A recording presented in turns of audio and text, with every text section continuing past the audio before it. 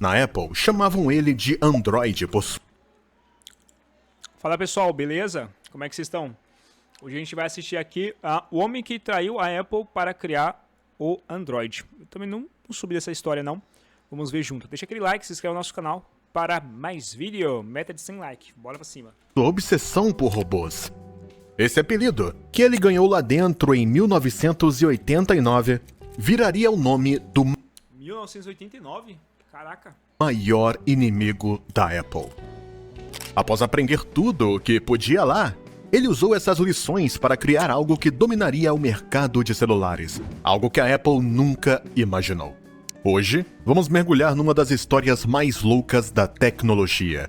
Como a Apple treinou sem querer o criador do Android, que acabou dominando o mercado. Era 1980. Eu não sabia não que primeiro foi a Apple que tinha sido criada para depois o Android. História curiosa, hein? Vamos analisar. 89. Andy Rubin passava férias nas Ilhas Cayman, curtindo o sol, mas daí ele notou um cara que parecia bem feliz. Seu nome era Bill Caswell, recém-expulso do quarto após brigar com a namorada e sem ter onde dormir. Rubin mal o conhecia, mas fez o que poucos fariam. Ofereceu um lugar para ele ficar. Eles conversaram sobre tecnologia e, no fim da viagem, Caswell fez a pergunta que mudaria tudo. Quer trabalhar na Apple? Essa boa ação deu a Rubin um emprego na empresa mais quente. Você vê, né, mano? Do nada, né? Como é que as coisas surgem, né? Por isso que eu falo, cara. Por isso que é bom a gente aproveitar. E a sua vida pode mudar de uma decisão, em um ambiente, em uma situação, da noite para o dia. Do planeta.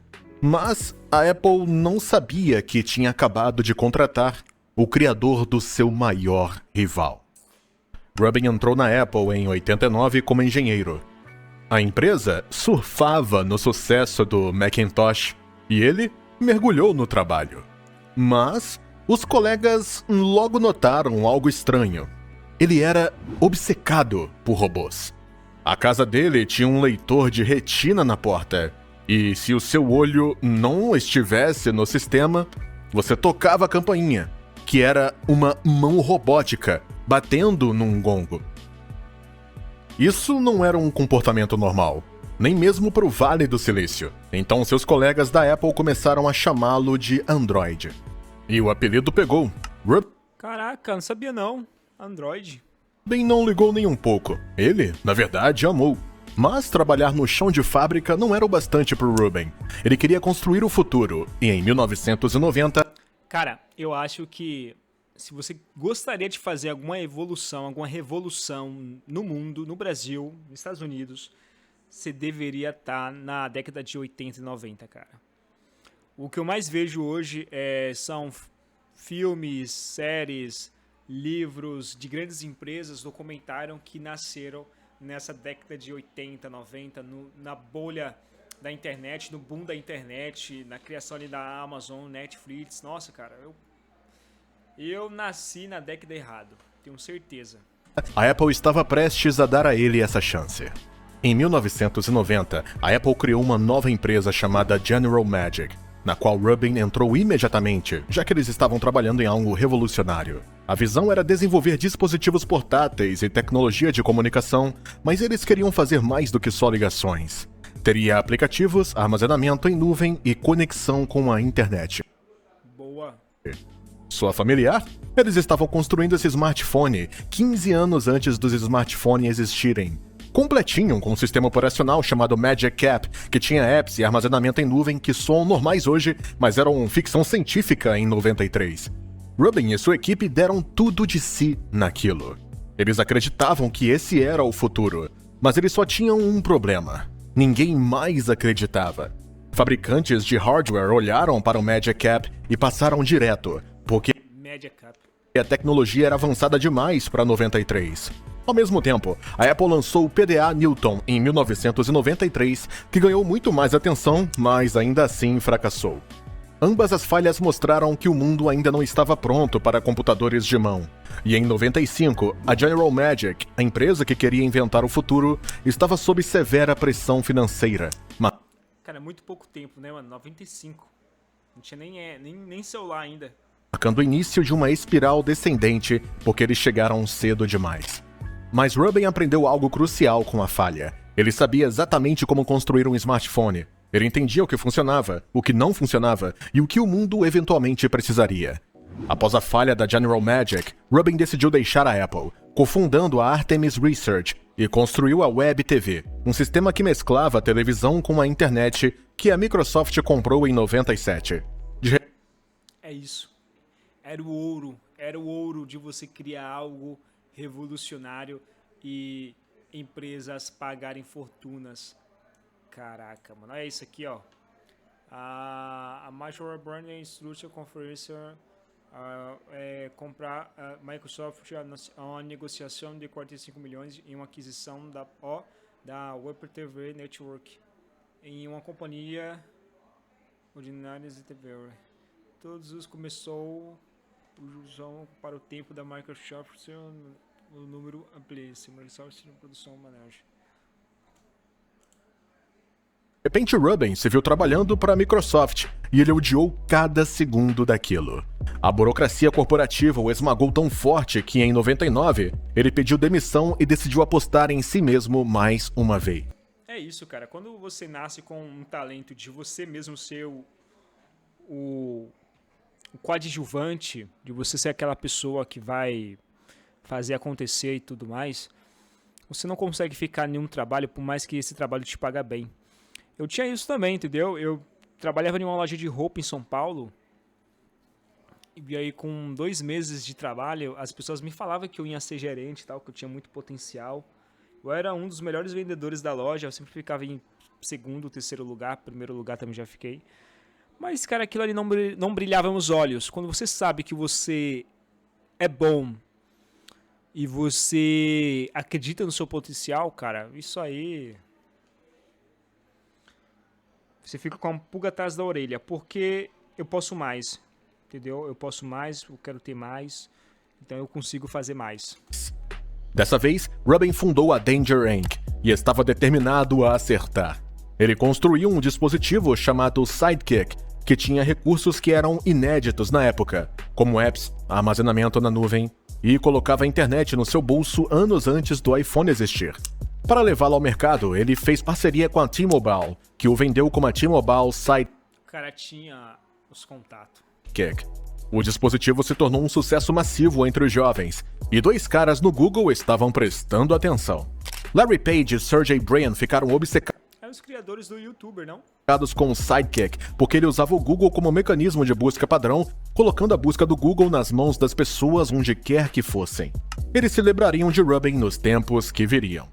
Por ora, Rubin tinha finalmente provado que sua visão funcionava. Ele tinha criado um produto de sucesso. A Danger Inc. era um sucesso, e tudo estava indo muito bem. Mas a parceria com a T-Mobile veio com um custo sério. Como a T-Mobile estava vendendo o dispositivo, eles controlavam tudo. Quais recursos eram permitidos, como era a marca, quem era Esse é o problema de você buscar investidores. o dono do relacionamento com o cliente. Então o conselho da Danger piorou a situação ao empurrar Rubin para fora do cargo de CEO. Caraca, mano, só ladeira abaixo, né?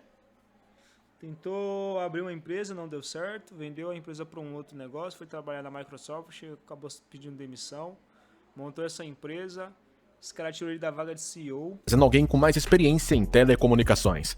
A essa altura, Rubin tinha terminado de jogar pelas regras de outras pessoas.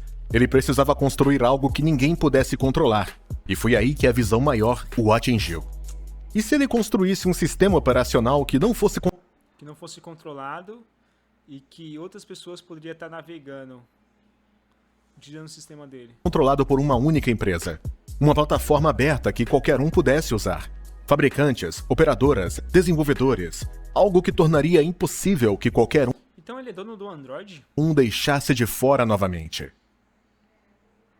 Porque isso é inteligente, né? Se eu for criar um celular, outras empresas vão ter esse celular. Agora, se eu criar um sistema tipo Android, todas as fabricantes de celular vai precisar ter esse sistema. Então, automaticamente, ele se torna um monopólio. No final de 2003, Rubin deixou a Danger e fundou a Android Inc. Caraca, mano. Realmente é uma empresa. 3 sócios e usando o seu apelido da Apple. Mas o Android não foi originalmente projetado para telefones de forma alguma. Rubin e a equipe queriam criar um sistema operacional para câmeras digitais. Olha isso, cara. Câmeras digitais, tipo, nada a ver, né, com o Android de hoje. A visão deles era construir câmeras que pudessem se conectar a computadores e servidores em nuvem. Por isso que eu falo, começa que depois você vai acertando e você vai entendendo o mercado e o que o mercado ele quer e como é que você pode atender essa demanda desse mercado. Vem armazenando e sincronizando fotos através de um data center do Android. Em 2004, eles venderam essa ideia para investidores que não botavam fé, porque o mercado de câmeras digitais já estava em declínio. Todo mundo conseguia ver que os telefones estavam ganhando câmeras melhores e câmeras independentes estavam se tornando menos relevantes. Verdade. Rubin percebeu que eles precisavam mudar de rumo. E então, 5 meses depois, abandonaram a ideia da câmera e focaram em construir um sistema operacional móvel para competir com os... Sabe o que eu percebo? É que ele tinha uma visão, assim, ele não estava muito apegado ao produto, ao serviço. Ele estava muito mais apegado à tendência. E quando você é apegado à tendência, parece que o seu cérebro, ele fica em um modo de alerta e de criatividade muito rápida. Você percebe a facilidade que ele tem de sair de um projeto, ir para um outro e aplicar com criatividade e construção? Eu acho que hoje o empresário ele tem que ter muito essa flexibilidade, entendeu? De trocar de projeto rápido, pensando sempre no crescimento dele. O que eu percebo hoje, principalmente nos empresários do Brasil, é que eles são apaixonados por aquilo que ele faz. E muitas das vezes aquilo que você faz vai ficar obsoleto no mundo. Então você tem que entender o jogo, tá? Para onde o mundo está indo? Pronto, eu vou fazer aquilo. E eu tenho essa dificuldade e eu estou começando a abrir meus olhos. Porque não é mais uma questão de se eu gosto ou não gosto. A questão é se as pessoas vão comprar ou não vai comprar. Esse é o X da questão. Essa é a pegada. Hoje mesmo eu tenho um serviço voltado para clínicas odontológicas, no qual a gente ensina sobre venda ativa. É um produto que praticamente quase ninguém oferece para clínicas odontológicas. Nós somos uma das, se não a primeira empresa a oferecer isso. Mas é uma coisa que eu não gostava. Se tu falasse que você sempre pensou em ter uma consultoria de vendas para clínicas odontológicas? Não. Mas eu entendi o mercado. Eu entendi o que faltava, o que precisava, entendi uma demanda. Estou resolvendo um problema. E isso é ouro, pessoal. Isso é ouro. Isso é ouro mesmo.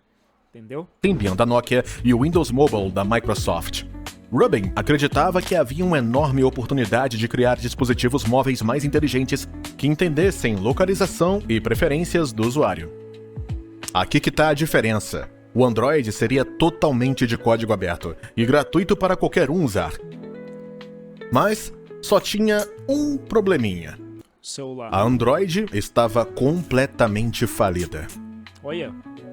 E se você tá curtindo essa história, deixa um like e se inscreva. Faz um bem danado pro canal isso aí.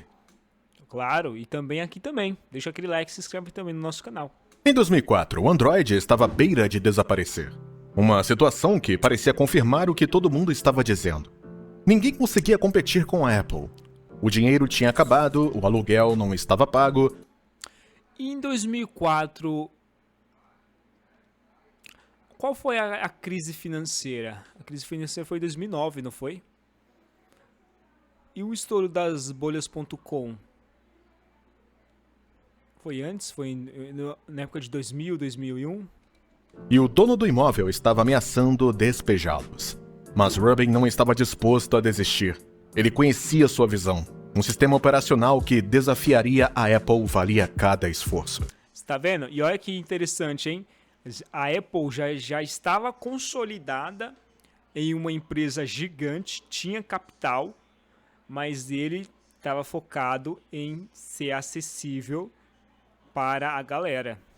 Olha que interessante. Eu acho que o que diferencia ele de outras empresas é porque ele não foi jogar ao mesmo preço que a Apple. Ele falou assim, cara, deixa eu tentar trazer algo aqui mais acessível e mais popular para as pessoas. Desesperado, ele ligou para o seu amigo Steve Perlman, o mesmo cara com quem ele tinha trabalhado na Web TV anos antes. Perlman foi ao banco, sacou $10 mil em dinheiro e entregou para Rubin só para manter o escritório. No dia seguinte, ele transferiu mais dinheiro para manter o Android vivo porque ele acreditava na visão de Rubin, Imagina quanto que esse cara hoje não ganhou de dinheiro, hein? mesmo quando ninguém mais acreditava. Com essa salvação, Rubin continuou construindo o protótipo, mas o Android ainda precisava de mais fundos, e Rubin decidiu tentar a Samsung. Em 2004, Rubin voou para Seoul com uma equipe de 8 pessoas caminhando para dentro da sede da Samsung Caraca, imagina isso, hein, mano? A galera, tipo, indo pra Samsung, cara, que era uma gigante da tecnologia eletrônicos. e apresentar a visão deles de um sistema operacional móvel que mudaria o futuro da tecnologia. Quando terminaram de se apresentar, a sala ficou em silêncio e os executivos da Samsung começaram a rir. Ô, louco, olha isso. Eles acharam a ideia toda ridícula, acreditando que o Android não tinha futuro, e mostraram a porta da rua para Rubin. Caraca, eu não sabia não, hein? Eles foram pra Samsung e a Samsung não apoiou o Android. Ai, que louco. Por isso que eu falo, cara, se você acredita na sua ideia, é você por você, meu amigo. Eu sempre falo assim, ó, quem pode opinar e a gente tem que levar em consideração a opinião é o cliente, porque é o cliente que de fato vai comprar o serviço. Então, se o cliente falar que não vai comprar, não tem por que a gente fazer aquele serviço daquela forma. E tem que ser uma crítica construtiva, não só um desejo de, eu não quero, tá? Você não quer com base em quê? Mas em apenas 2 semanas, tudo estava prestes a mudar. Rubin precisava de um milagre, e 2 semanas depois da Samsung rir da cara dele, ele conseguiu um. Larry Page e Sergey Brin Caraca, mano, mentira que o Google também tem participação no Android. concordaram em encontrá-lo no campus do Google. Page se lembrava de Rubin dos tempos de Sidekick e elogiou o dispositivo como um dos melhores telefones já feitos. Pô, também o Google domina tudo, né, cara? YouTube, o Android, pô. E o Brin fazia perguntas técnicas sobre o sistema da Danger. Eles conversaram por horas e a reunião terminou com um aperto de mãos, mas sem promessas. Rubin voltou para sua pobre startup e esperou. 45 dias depois, o Google ligou de novo e pediu para ver o protótipo do Android. Desta vez, quando Rubin e sua equipe mostraram o que tinham construído, Page e Brin viram algo que a Samsung tinha deixado passar completamente. A revolução dos smartphones de mão. Eles não só estavam olhando para um sistema operacional móvel padrão, eles entendiam que o mercado móvel era o futuro, e quem controlasse o sistema operacional móvel controlaria o acesso a bilhões de usuários futuros Perfeito. e a todas as buscas deles. E também, para a Google era tão interessante porque, ao mesmo tempo que aquele sistema operacional estaria em qualquer tipo de celular e várias outras fabricantes fazeria seu modelo de celular e utilizaria o sistema operacional Android para poder estar, né, dando para o usuário a experiência boa do usuário, ele automaticamente também ele poderia colocar dentro do Android um sistema operacional do Google, do navegador do Google. Então, praticamente as pessoas teriam acesso à página do Google utilizando o Android. Então, em 11 de julho de 2005, Larry Page tomou uma decisão que remodelaria toda a indústria da tecnologia. Ele não apenas investiu no Android, ele comprou a empresa inteira por $50 milhões. Ele estava tão convencido da ideia que nem contou para o CEO do Google, Eric Schmidt, até o negócio estar feito. $50 milhões parece muito dinheiro, mas comparado a outras aquisições do Google, não era nada. Porque pouco mais de um ano depois, a Google gastou $1,6 bilhões para comprar o YouTube. E em 2011, eles despejaram 12,5 bilhões na Motorola. Mas aquela aposta de 50 milhões no Android se tornaria o melhor investimento do Google de todos os tempos. Rubin e a maior parte Caraca, você não sabia não. da sua equipe se mudaram para o Google, mas não eram funcionários comuns. O Android ganhou seu próprio prédio com acesso restrito que outros funcionários do Google não podiam entrar sem permissão. Page queria que o Android operasse como uma startup secreta dentro do Google, rápida, independente e focada. Por quase 2 anos, eles trabalharam a portas fechadas, construindo um protótipo de telefone chamado Sooner que se parecia muito com BlackBerry, com teclado físico e sem tela sensível ao toque. O plano era competir com a BlackBerry e Windows Mobile, os reis dos dispositivos móveis na época. BlackBerry. Tudo estava indo de acordo com o plano até 9 de janeiro de 2007, quando Steve Jobs subiu em um palco em São Francisco e soltou uma bomba que destruiu tudo. Caraca, revolucionou, né? A Apple, né? iPhone. Em 9 de janeiro de 2007, Steve Jobs apresentou 3 produtos revolucionários. An iPod, a phone, and an internet communicator. Em um único só. E então, ele revelou que eles eram todos o mesmo dispositivo, o iPhone. Caraca, o iPhone foi um produto foda, né, mano? Até hoje, né? Andy Rubin estava em Las Vegas naquele dia para a feira Consumer Electronics Show. Ele estava em um carro a caminho de se encontrar com fabricantes de telefones quando alguém disse a ele que Jobs estava fazendo um anúncio. Rubin abriu a transmissão no telefone e enquanto Jobs revelava o iPhone, seu rosto ficou branco. Ele mandou seu motorista encostar para que pudesse assistir o resto da apresentação. Quando acabou, Rubin virou para seu colega no carro e disse: "Caraca, acho que a gente não vai lançar aquele telefone. Porque o iPhone fez o protótipo Sooner deles parecer Antigo, né? antigo. Era lindo, revolucionário, futurista, enquanto o protótipo do Android, com seu teclado de plástico, parecia algo de 1999. Toda a equipe do Android percebeu que eles estavam em sérios problemas. Caraca, mano, o Steve Jobs sempre revolucionando o mercado, né? Mas eles tinham uma carta sobrando para jogar.